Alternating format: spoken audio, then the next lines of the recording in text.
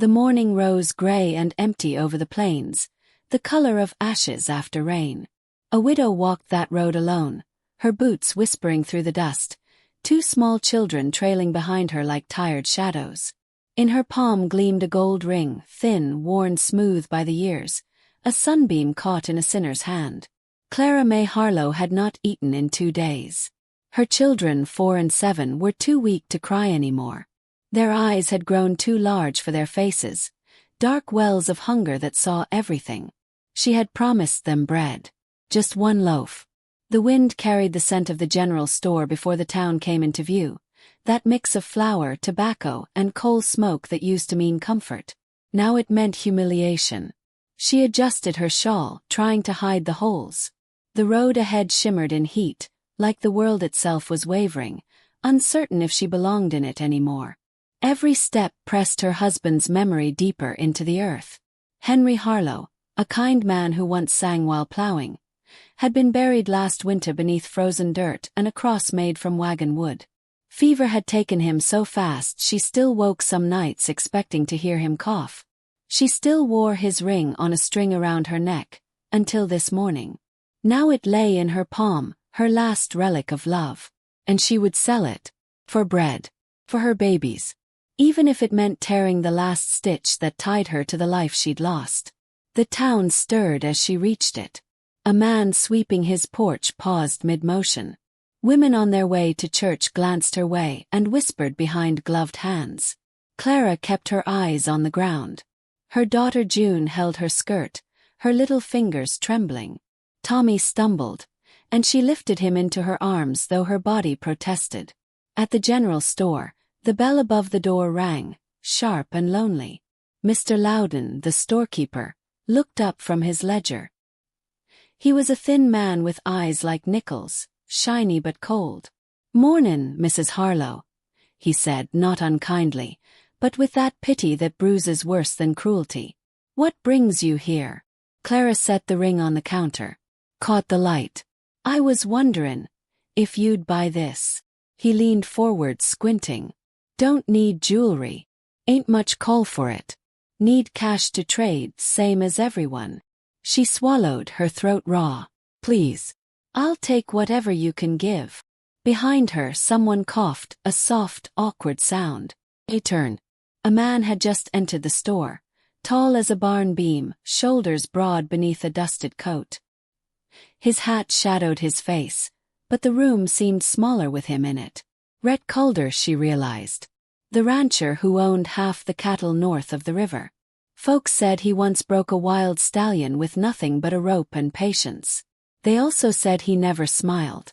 Rhett stepped closer to the counter, his spurs whispering against the floorboards. His gaze fell on the ring, then lifted to her face. "Yours?" he asked, voice low and steady. "Yes," she whispered. "My husband's." He studied her, unreadable, then said simply, "No, ma'am." Her heart stuttered. "You won't buy it." He shook his head once. "Not right to buy what means somethin'." A silence filled the room, heavy as storm clouds.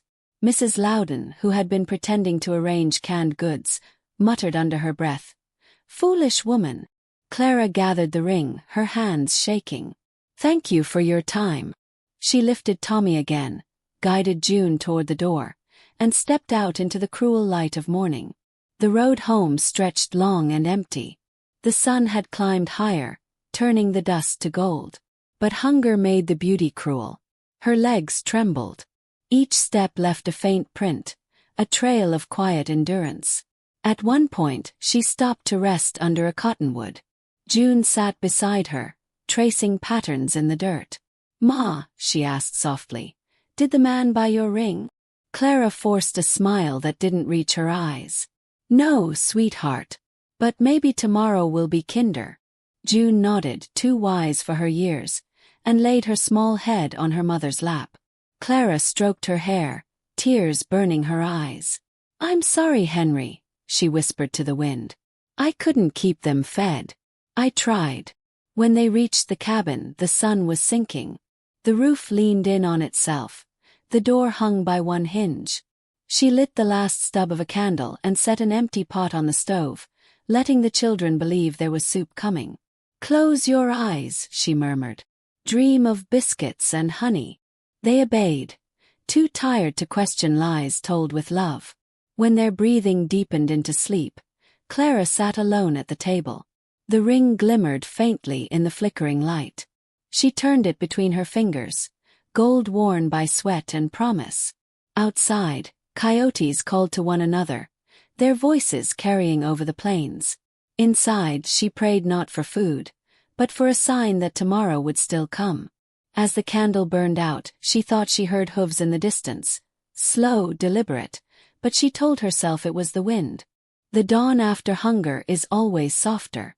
It arrives on tiptoe, afraid to promise too much. Clara woke to silence. The wind had stilled, and for a moment she thought the world had forgotten her shack altogether. Then came a sound, hooves slow and heavy drawing near. She rose, heart thudding. Through the window, a wagon appeared between the cottonwoods, sunlight glinting off the metal rims. Rhett Calder sat at the reins. The same man who had turned her away. He stopped in front of the cabin, climbed down, and stood for a long moment just staring at the place. The roof sagged. Smoke no longer curled from the chimney. The woman who answered the door looked smaller than the one he'd seen yesterday. "Morning," he said, removing his hat. His voice was as rough as the road itself. Clara clutched the doorframe, wary. "You're the man from the store." "Yes, ma'am." He lifted a burlap sack from the wagon and set it down at her feet. "Flour, dried beans, salt pork. You can work it off." She blinked, stunned. "Work it off?" He nodded. "I don't buy rings. But I could use help around my ranch. Horses, kitchen, what needs doing. Food for wages." Clara's lips trembled. Pride warred with desperation. "You don't have to."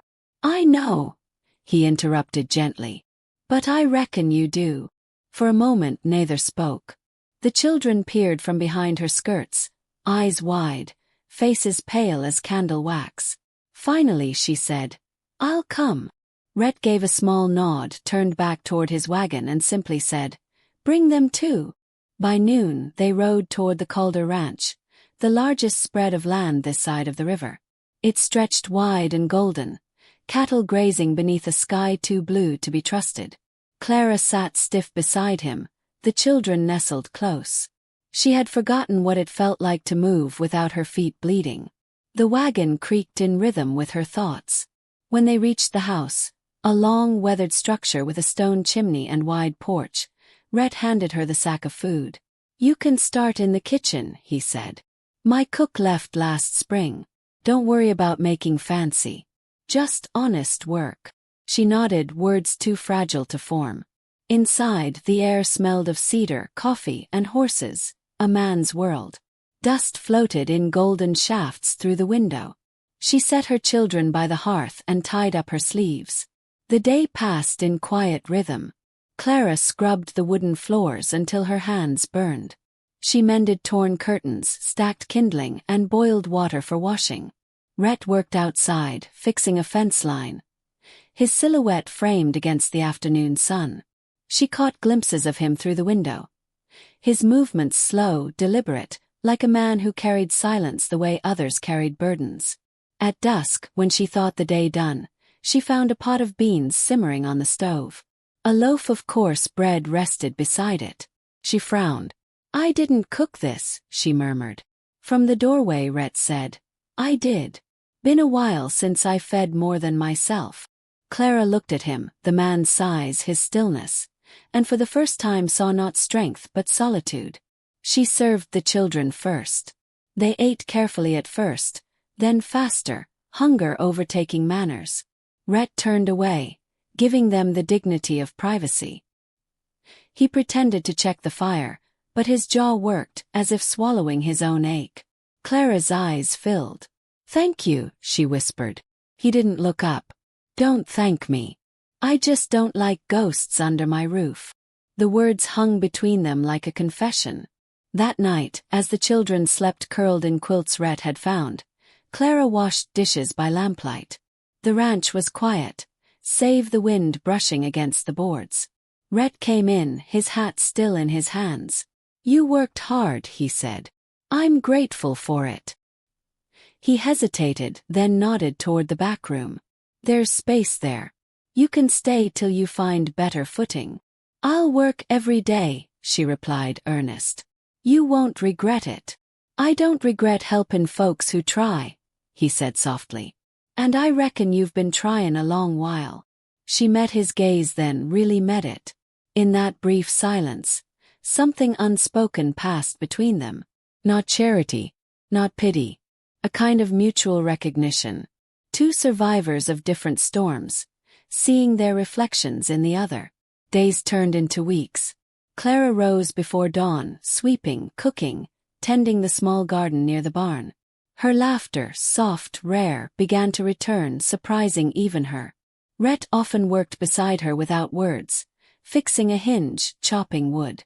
Their conversations were built of glances and gestures. A nod of thanks, the passing of a cup, a shared quiet at sunset. Yet the town whispered. They always did. "Widow Harlow's moved into Calder's house," Mrs. Loudon said one afternoon in the store. "That giant's gone soft. Must be her eyes." Sheriff Pike grunted. "A man alone's bound to take in trouble if he ain't careful." But the gossip never reached Rhett's porch. Or if it did, he didn't let it through the door. Then came the storm. A black wall of clouds rolled over the plains, splitting the sky with white fire. Rain fell sideways, battering the land. Rhett was in the barn, tying down a restless mare, when he thought of Clara's old cabin. Without hesitation, he saddled his horse and rode into the storm. When he reached the cottonwoods, lightning illuminated the sight, the roof half-caved, water pouring through the cracks. Clara huddled inside, clutching both children under a wet blanket. "Mrs. Harlow," he shouted above the roar. She looked up, dazed. "We're all right. You're not." He lifted them one by one onto the horse, covered them with his coat, and led the animal back through the mud and wind until the ranch lights glowed like salvation ahead. Inside, Clara shook from cold and disbelief. Rhett knelt by the fire, his soaked hat in his hands. "You'll stay here," he said. "No arguing." Clara's voice was a whisper. "I'll find a way to pay you." He looked at her then, his eyes tired but kind. "You already have." She frowned. "How?" Rhett leaned back, gaze drifting toward the fire. "By not giving up." That night, when the storm finally quieted, Clara sat awake listening to the steady breathing of her children and the crackle of the hearth. The ring, now in her apron pocket, felt warm against her skin. Outside, the ranch slept beneath the soft hum of rain. Inside, two lives that had only known loss began, quietly, to shift toward something that looked like hope. The weeks after the storm carried a peace that felt almost fragile, like frost that could melt at a touch. Spring came slow to the plains, first as a whisper of green in the brittle grass, then as wildflowers shyly peeking through the ash of winter. For the first time in months, laughter threaded through the Calder ranch. It was small at first, June giggling when the colt sneezed in her hair, Tommy chasing chickens too fast for his legs, but it grew. It filled the empty rooms that had once held only silence. Rhett began to walk with a softer step. His boots still carried dust, but not the kind that settled heavy on grief. And Clara? She began to look like herself again. Her face was still thin, but her eyes had learned to shine in small ways. When she needed bread, when she mended a shirt, when she caught Rhett looking away too slowly. Scene 1, the ring on the table. One early morning, the world was quiet enough to hear the cows breathing in the pasture. Clara stood in the kitchen, sunlight spilling through lace curtains. She took something from her apron, Henry's ring, and set it on the wooden table. Beside it, she placed a note, written in the soft cursive her mother once taught her. "I can't keep taking from a man who's given me back my strength. You've done enough. Clara May." She left before Rhett woke.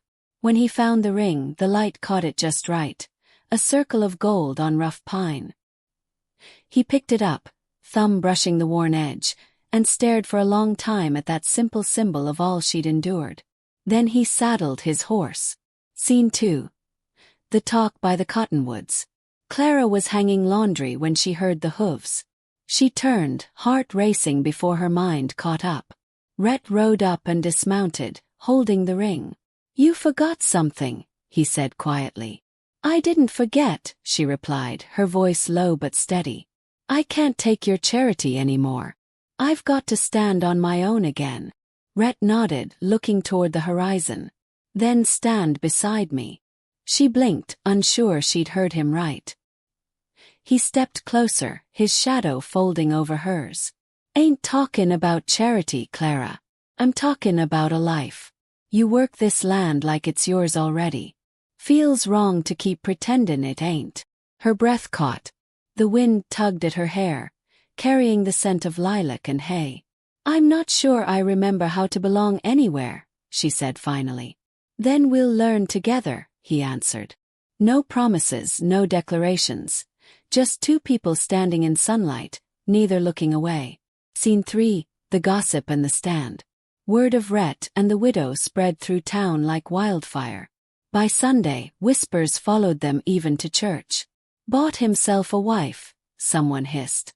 "Using her for pity," another spat. Sheriff Amos Pike found Rhett by the hitching post after service. "You sure about this, Calder? You know how folks talk." Rhett fixed him with that calm, steady stare that made lesser men shuffle. "Folks talk 'cause it's easier than workin'," he said. "But I reckon words never fed a single hungry child." Pike scratched his jaw. "Ain't sayin' you're wrong. Just sayin' this town's got long memories." Rhett's voice dropped, quiet as thunder rolling over distant hills. "Then let 'em remember this. I didn't turn her away when she was starvin'. Can they say the same?"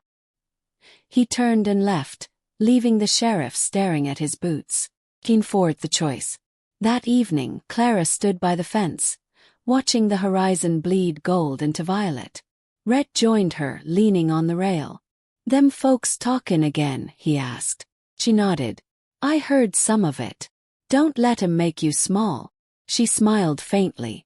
"You know what's strange? I don't feel small anymore." He looked at her, then really looked. "Good." A quiet fell between them, soft as dusk itself. Then, almost shyly, Clara said, "I'd like to start paying rent. Maybe help with the books if you'll teach me." Rhett's mouth twitched, the closest he'd ever come to a grin. "Teach you," he said.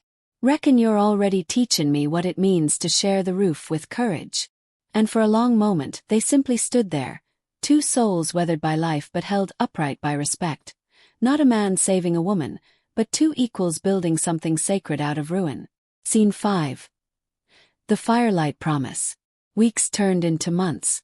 The ranch thrived again. The children ran barefoot in the tall grass, their laughter carrying all the way to the barns.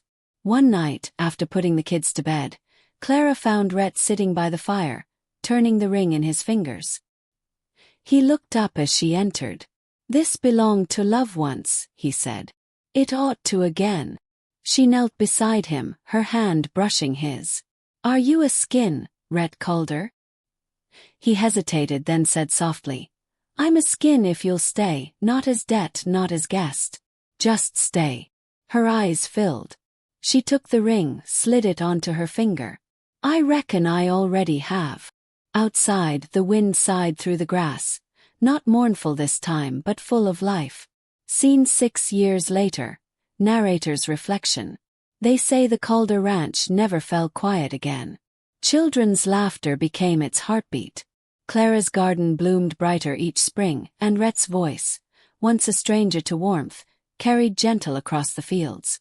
Sometimes travelers passing through town would stop by the old general store, now run by Mrs. Loudon's son. On the wall hung a small photograph. A woman with kind eyes, a giant of a man beside her, and two children grinning between them. If anyone asked who they were, the answer was simple. That's the widow who sold her ring, and the man who refused to buy it. Final paragraph. The poetic lesson, narrator's voice. The world will always measure worth in silver and coin. But there are some debts only kindness can settle. If you ever meet a soul offering their last piece of love just to feed their children, don't weigh its value, friend. Just feed them. Because mercy, once planted in hunger, grows taller than truth itself. And beneath that endless Wild West sky, where the wind still hums of dust and dawn, Rhett and Clara's story lingers. A reminder that even in the loneliest lands, grace can take root and stand tall.